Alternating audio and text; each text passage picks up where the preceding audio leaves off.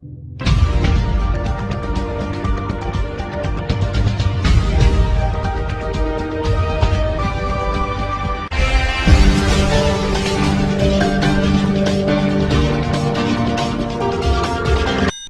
आप देख रहे हैं BB6 न्यूज चैनल। मेरी है वनीता के साथ। आइए देखते हैं आज की हमारी बुलेटिन में क्या। बसपा में आज घमासान चल रहा है। रविवार को बसपा सुप्रीमो मायावती ने बड़ा फैसला सुनाया। उन्होंने भतीजे आकाश आनंद को पार्टी के सभी पदों से हटा दिया। आकाश के ससुर अशोक सिद्धार्थ के निष्कासन के बाद उनका यह दूसरा बड़ा फैसला है। वहीं आकाश के भाई आनंद कुमार और रामजी गौतम को बड़ी जिम्मेदारी दी। दोनों को नेशनल कोऑर्डिनेटर बनाया गया है। इस मौके पर मायावती ने कहा कि अब मेरे जिंदा रहने तक कोई उत्तराधिकारी नहीं होगा। पार्टी और मूवमेंट के हित में रिश्ते नातों का कोई महत्व नहीं है। बसपा सुप्रीमो ने कहा कि अब मैंने खुद भी यह फैसला लिया है कि मेरे जीते जी व मेरी आखिरी सांस तक भी अब पार्टी में मेरा कोई भी उत्तराधिकारी नहीं होगा। जिस फैसले का पार्टी के लोगों ने दिल से स्वागत किया, उन्होंने कहा कि मेरे लिए पार्टी व मूवमेंट पहले है, भाई बहन व उनके बच्चे तथा अन्य रिश्ते नाते आदि सभी बाद में आते हैं।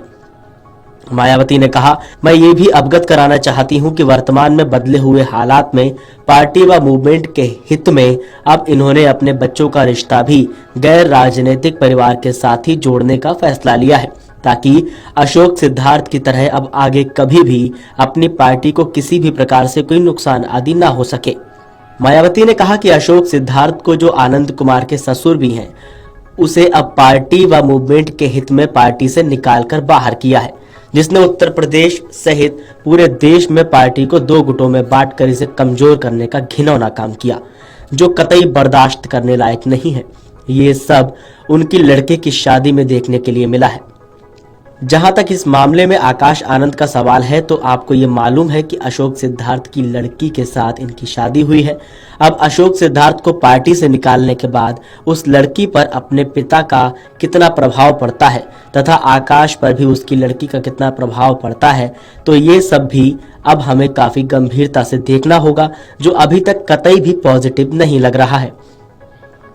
ऐसे में पार्टी व मूवमेंट के हित में आकाश आनंद को पार्टी की सभी जिम्मेदारियों से अलग कर दिया गया है, जिसके लिए पार्टी नहीं बल्कि पूर्ण रूप से इसका ससुर अशोक सिद्धार्थ ही जिम्मेदार है, जिसने पार्टी को नुकसान पहुंचाने के साथ साथ आकाश आनंद के पॉलिटिकल करियर को भी खराब कर दिया। इसी परिप्रेक्ष्य में उन्होंने पार्टी के लोगों को यह भी विश्वास दिलाया है कि जब तक मैं जिंदा रहूंगी तो तब तक मैं अपनी आखिरी सांस तक भी अपनी पूरी ईमानदारी व निष्ठा से पार्टी को आगे बढ़ाने का हर संभव पूरा प्रयास करती रहूंगी। उन्होंने समीक्षा के दौरान कमियों को दूर करके आगे के पार्टी कार्यक्रमों के लिए जरूरी दिशा निर्देश भी तैयार किए हैं। बसपा सुप्रीमो ने मिल्कीपुर विधानसभा उपचुनाव नहीं लड़ने के फैसले के बावजूद समाजवादी पार्टी की हार का उल्लेख करते हुए कहा कि अब इसके लिए सपा किसको जिम्मेदार ठहराएगी, क्योंकि पिछले उपचुनाव में पार्टी की हार के लिए सपा ने बसपा को जिम्मेदार ठहराने का मिथ्या प्रचार किया था, जबकि कुल मिलाकर सपा और भाजपा एक ही सिक्के के दो पहलू हैं और भाजपा व अन्य जातिवादी पार्टियों को केवल अम्बेडकरवादी नीति व सिद्धांत वाली बसपा ही पराजित कर सकती है। ये बात पूरे देश के सर्व समाज के लोगों को जरूर समझनी चाहिए।